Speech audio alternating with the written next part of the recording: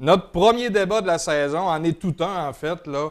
Notre question de la semaine était: que pensez-vous du comportement des spectateurs face aux arbitres de hockey? On sait que c'est un fléau. On voit de plus en plus de reportages à la télé où il y a de la violence envers les officiels, violence physique et verbale. Donc, on est là pour en parler aujourd'hui et démystifier certaines choses. On a toujours notre amateur de poule et hockey, Pierre-Alexandre Bolduc, qui est là pour en débattre. Merci, Pierre-Alexandre, de te joindre à nous à la dernière minute. Quelques cancellations ce matin, pas été facile, donc merci d'être là. Ça fait plaisir. Toujours Martin Savoie, un officiel qui a beaucoup d'expérience au niveau du hockey. Donc, je commence avec toi, Martin, d'emblée. Que penses-tu du comportement des spectateurs? Bien évidemment, les spectateurs, sans dire que c'est un fléau, parce qu'évidemment, les jeunes, ils veulent être encouragés, hein, que ce soit les jeunes ou les plus vieux, ils veulent être encouragés. Évidemment, le problème que je vois souvent, c'est que les parents prennent ça souvent trop à cœur, souvent plus même que les jeunes, que les équipes en tant que telles, ce qui fait en sorte que des fois, il y a des débordements. Puis aussi la méconnaissance du jeu en tant que tel, là, la méconnaissance des règlements, fait en sorte que des fois, on se ramasse avec des débordements ou des problèmes là, entre des officiels et les spectateurs. Toi, Pierre-Alexandre, en tant qu'amateur, toi, tu as un œil différent. Tu n'as pas d'enfant qui joue au hockey. T'as déjà joué peut-être un petit peu au hockey. Toi, en tant qu'amateur, spectateur, comment tu vois ça? Est-ce que tu as vu des choses spéciales, en fait, là, qui ont débordé, ou es-tu du côté des arbitres, du côté spectateur?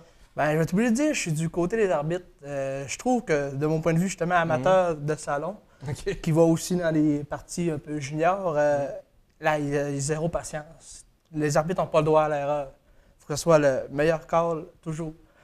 Quand tu es sur la glace, j'ai arbitré dans une ligue de garage pendant une saison, mais j'ai quand même vu c'était quoi. Oui. La pression des joueurs envers toi. OK. C'est sûr que nous, il n'y avait pas de spectateurs, mais j'imagine la pression qu'ils ont.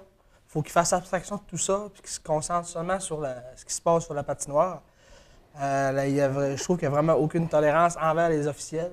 Ils sont là pour faire appliquer les règlements. Le hockey, c'est un jeu de règlement.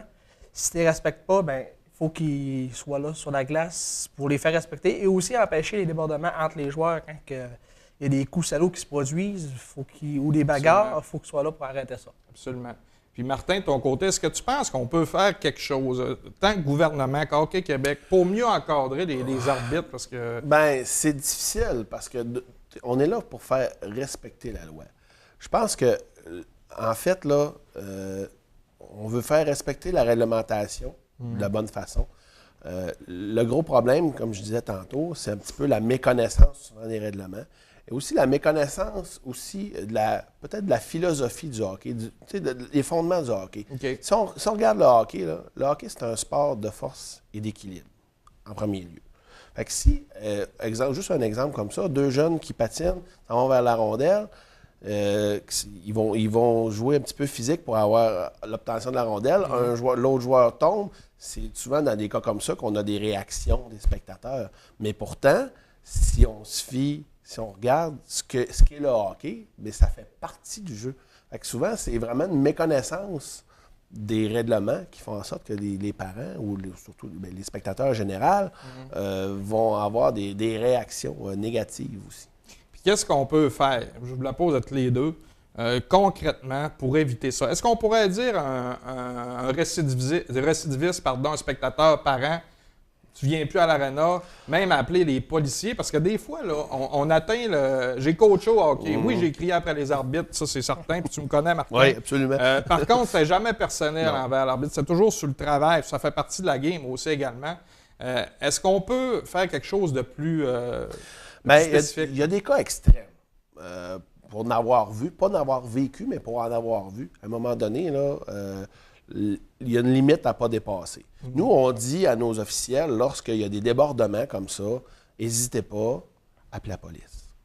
Faites-vous protéger, faites-vous aider, parce qu'à un moment donné, ça devient vraiment... ça peut devenir dangereux, en fait, là, des spectateurs, surtout dans nos arénas.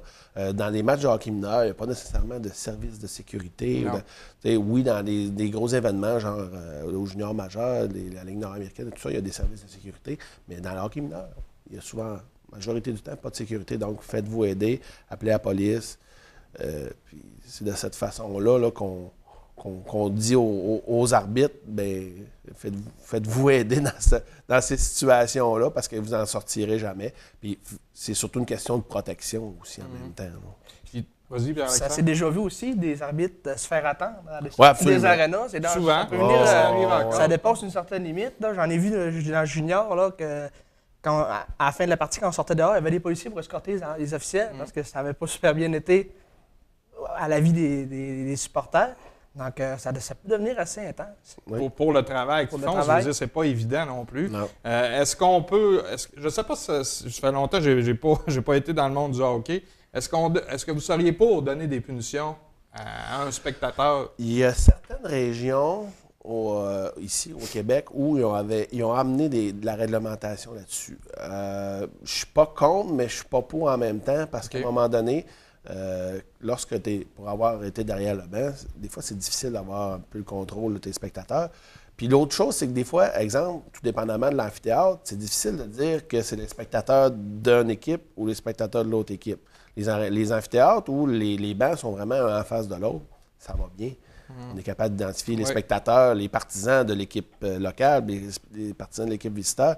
Mais quand on arrive dans des amphithéâtres où les deux bancs sont collés un à côté de l'autre, des fois, c'est pas toujours évident.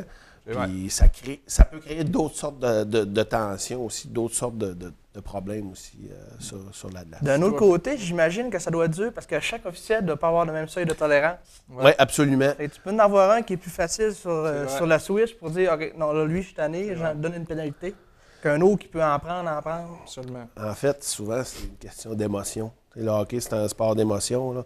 Puis souvent, certains officiels vont peut-être prendre plus la critique, d'autres moins. Donc, c'est vraiment là où ça vient faire une différence. Là. Mais à la limite, est-ce qu'un agent de sécurité obligatoire dans chaque aréna qui peut...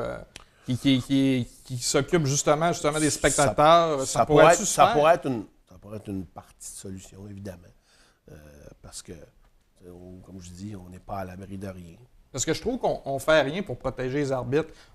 Les entraîneurs qui parlent, c'est correct, ça fait partie de la game, puis je pense que tu es conscient de ça, Martin. Mais ce qui se passe alentour, ça ne devrait pas arriver. Quand on atteint la personne, puis on parle de lui-même, que je ne nommerais rien à la télé, parce que des fois, c'est tellement gratuit, puis c'est tellement odieux que ça ne donne rien de faire ça. Oui, absolument.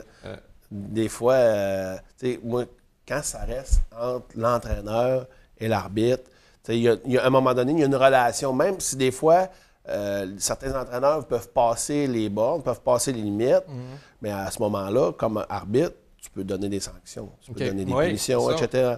Puis souvent, on réussit à calmer le jeu. Mais là, avec les spectateurs, il n'y a pas vraiment moyen d'agir. Donc, à ce moment-là, c'est sûr qu'à la grosse limite, j'ai déjà vu des situations où on a demandé, l'officiel a demandé à un entraîneur, regarde, tu peux-tu t'occuper de tel spectateur, parce qu'il avait vraiment ciblé le spectateur. Tu peux-tu t'en occuper, t'organiser qu'il ne soit plus là, ou sinon je ne démarre pas le match. C'est ça, à la limite, arrêter le match. Tant que les gens ne se calment pas, moi je ne remets pas à rondelle en parce jeu. Que tantôt, je parlais de sécurité des joueurs. Bien, c'est justement ça. La priorité, c'est la sécurité des joueurs, des coachs, puis des arbitres. Écoutez, les gars, je vous garde avec nous. Nous, on se retrouve tout de suite après la pause avec notre deuxième partie de débat sur les officiels mineurs. Que pensez-vous du comportement des spectateurs face aux arbitres de hockey? On revient tout de suite après cette petite pause.